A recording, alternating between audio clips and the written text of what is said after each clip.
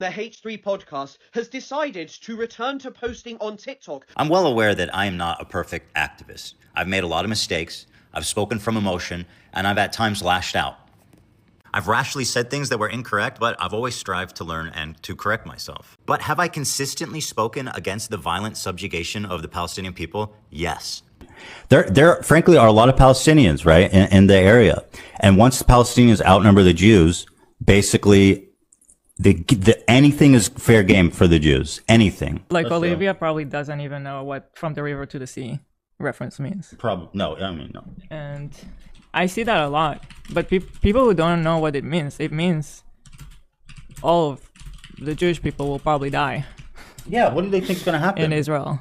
So, of course, Chris is not looking to change his mind on me, as he has a vested interest in me remaining a cartoonishly evil, one-dimensional Zionist.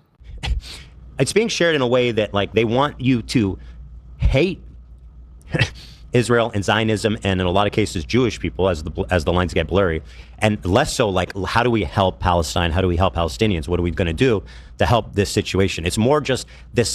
They call it's a good term. It's oppression porn, or no, not oppression. There's a name for it. It's like. It's like gore porn. So let's say 10,000 Jews are members of Jewish Voices for Peace, and they tour all around the country, showing up at every like pro-Palestinian protest or whatever the fuck they're doing, and they parade them around like here's one of the good Jews. It's 10,000 people of 6 million in America, and part of the disgusting propaganda that they do is that they try to convince everybody that this is this represents the Jewish majority, but it's not. Every single Zionist can go to hell as far as I'm concerned. I don't give a shit about any justification they try to give for their genocidal ideology, no exceptions. It's like, okay, great. So you're racist, you hate the vast majority of Jewish people, and you want to genocide Israel. Chris is a valuable and effective voice in advocating for Palestinian freedom. However, he doesn't ever have to face the complexities of having friends and family that were born in Israel, who oppose the government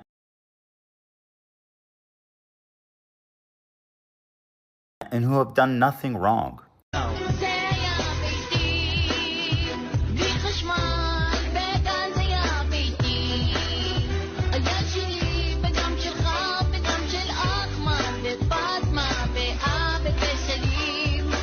These are just fucking benign dudes. I don't know what the fuck they're doing. It looks like they're doing charity or something. It looks like they've got water or boxes or something, like they're helping. מאחורינו אפשר לראות מתנחלים, מחבלים יהודים, זורקים בפעם השנייה, אחרי שכבר המסנו הכל וסגרנו, זורקים בפעם השנייה, זורקים את כל הארגזים עם מטריות אינסטנט שהיו אמורות להגיע לעזה. זה מה שהם עושים. אפשר לראות שהצבא פה, המשטרה כבר הלכה, הצבא לא עוצר אותם, לא מעניין אותם, נותנים להם לזרוק את הכל. And how it feels to see people calling them Nazis. אני ממש רעבה, אז הזמנתי לי המבורגר, ואז נזכרתי שיש בעזה המון אנשים וחיות מחמוד שאין להם מה לאכול. ופתאום הרגשתי מה זה לא נעים. וואו, זהו עבר. איזה טעים. בורגר הזהב, בעלי זהב. תקשיבו, כזה בדוק אין בעזה. אבל אני מצאתי בשבילם פתרון, ואני מאמינה להם שהם באמת רעבים, כי הרי הם לא מפסיקים לאכול לנו את הראש. בקיצור, מה שהם צריכים לעשות זה שכל החפים מפשע יאכלו את אלה שלו, בתאבון.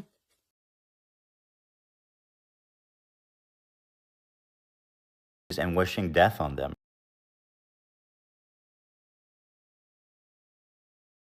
For nothing more than being born somewhere.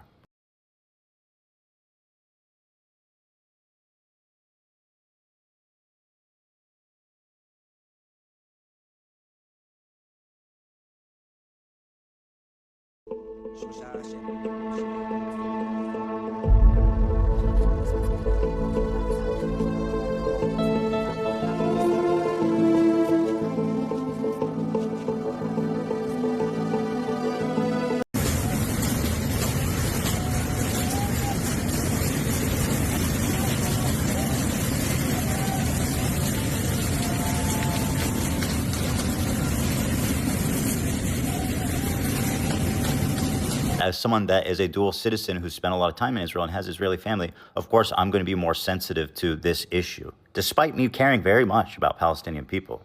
It turned out after a DNA test, it wasn't the mom. It was some random fucking Gazan lady. Yeah. Yeah, the Houthis hit a Palestinian village in Hebron. That was their help. That's the peace activist. Thanks, guys. Houthis. Hit a Palestinian village in Hebron. That was their help. That's the peace activist. Thanks, guys.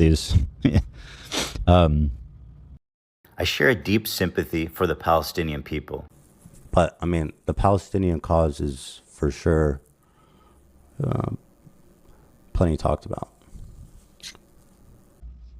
I don't know how many miles away it is. That's not the point. It's No, so close your enough that you can see it. If you go to Sderot, you can watch it. The They call point it you're the night making is cinema. that everybody living in Israel is living next to a concentration camp.